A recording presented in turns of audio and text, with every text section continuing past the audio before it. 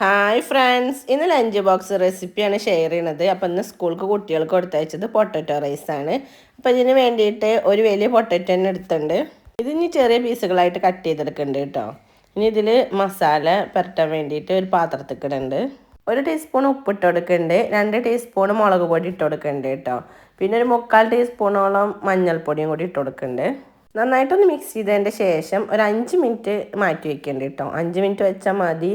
പൊട്ടറ്റോയിലൊക്കെ പെട്ടെന്ന് തന്നെ മസാല പിടിക്കുന്ന ഒരു ടൈപ്പാണല്ലോ. റൈസ് ഞാൻ കുക്കറിലിട്ട് ഉണ്ടാക്കണത്. 2 കപ്പ് അരി വെച്ചിട്ടാണ് ചെയ്യണത്. അപ്പോൾ അതിന് 3.5 കപ്പ് വെള്ളമാണ് ഇവിടെ എടുത്തിരിക്കുന്നത് കേട്ടോ. ഇനി ഇതിലേക്ക് 2 ടീസ്പൂൺ ഉപ്പിട്ട് കൊടുക്കുന്നുണ്ട്. പിന്നെ 1 ടീസ്പൂൺ പശു നെയ്യ് ഒഴിച്ച് കൊടുക്കുന്നുണ്ട് കേട്ടോ. ഇനി ഇത് നന്നായി തിളച്ച് വരുന്നവരെ നമുക്കൊന്ന് വെയിറ്റ് ചെയ്യാം. അപ്പോൾ ഒന്ന് അടച്ച് വെച്ച് കൊടുക്കുക. അപ്പോൾ പെട്ടെന്ന് തിളച്ച് കിട്ടും. ഈ സമയത്ത് നമുക്ക് അരിയൊക്കെ നന്നായിട്ട് കഴുകിയിട്ട് വരാം.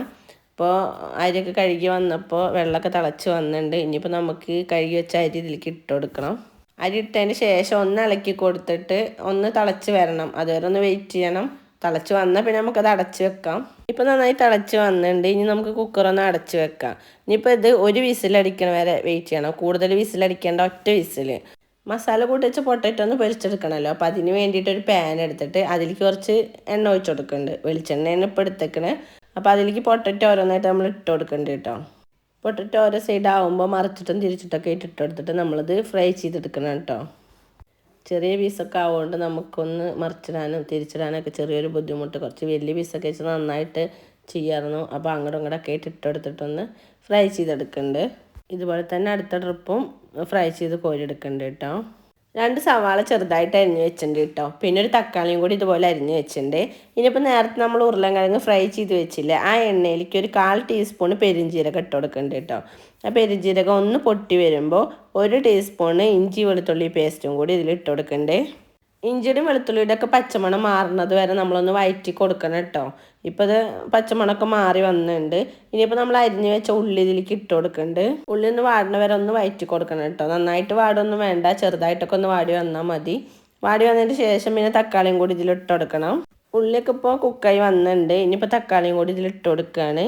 ഇപ്പോൾ തക്കാളി ഒന്ന് നന്നായിട്ട് വഴറ്റിയിട്ട് അത്യാവശ്യം ഒന്ന് കുക്കായി വരുന്ന വരെ വെയിറ്റ് ചെയ്താൽ മതി. ഇപ്പോൾ തക്കാളിയും കുക്കായി വന്നിട്ടുണ്ട്. ഇനി നമുക്ക് മസാലപ്പൊടികൾ ഓരോന്നായിട്ട് ഇട്ട് കൊടുക്കണം.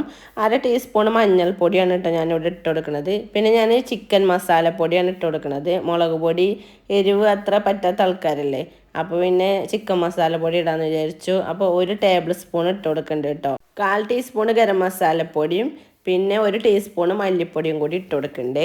ഇതെല്ലാം കൂടി ഇട്ട് കൊടുത്തിട്ട് നന്നായിട്ടൊന്ന് വഴച്ചെടുക്കുന്നുണ്ട് കേട്ടോ. മസാലപ്പൊടികളൊക്കെ നന്നായിട്ട് വഴന്ന് വന്നതിൻ്റെ ശേഷം നമ്മൾ നേരത്തെ ഫ്രൈ ആക്കി വെച്ചില്ലേ പൊട്ടറ്റോ, അതും കൂടി ഇതിലിട്ട് കൊടുത്തിട്ട് ഒന്ന് മിക്സ് ചെയ്തെടുക്കുന്നുണ്ട് കേട്ടോ. ഈ സമയത്ത് ഞാൻ കുക്കറിൽ നേരത്തെ വേവിച്ച് വെച്ച റൈസ് ഇതിലേക്ക് ഇട്ട് കൊടുക്കുന്നുണ്ട് കേട്ടോ.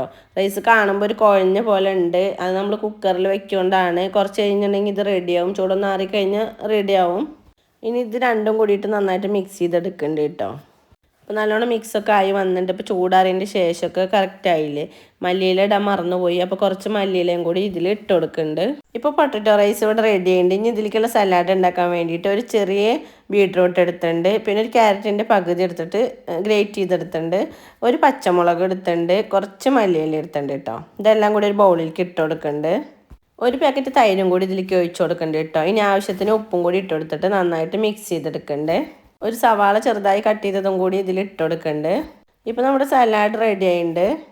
നമ്മുടെ മക്കൾക്ക് എന്നും ഒരേപോലത്തെ ഭക്ഷണമൊക്കെ ആക്കുമ്പോഴാണ് അവർക്കൊരു മടുപ്പും കഴിക്കാത്ത പ്രശ്നമൊക്കെ വരുന്നത്. അപ്പോൾ ഇങ്ങനെ തൈര് എന്തായാലും ഭക്ഷണത്തിൽ ഉൾപ്പെടുത്തണമല്ലോ. അപ്പോൾ നമ്മളിത് പല രീതിയിൽ കളറിലൊക്കെ വ്യത്യാസം വരുത്തിയിട്ടൊക്കെ ചെയ്യുമ്പോൾ എന്തായാലും ആ കളറിൻ്റെ ഇഷ്ടം കൊണ്ട് അവരൊന്ന് കഴിക്കുമല്ലോ. ഇന്നത്തെ ലഞ്ച് ബോക്സ് റെസിപ്പി എല്ലാവർക്കും ഇഷ്ടമായി എന്ന് വിചാരിക്കണം. അപ്പോൾ ഇതുപോലൊക്കെ ഉണ്ടാക്കുന്ന സമയത്ത് ഫീഡ്ബാക്സ് ഒക്കെ അറിയിക്കണേ. വീഡിയോ ഇഷ്ടപ്പെടുക സബ്സ്ക്രൈബ് ചെയ്ത് കൂടെ കാണുന്ന ബെൽ ബട്ടണിൽ ഓളൊന്ന് പ്രസ് ചെയ്യണേ. കൂടെ തന്നെ ലൈക്കും ഷെയറും ചെയ്യണേ. താങ്ക്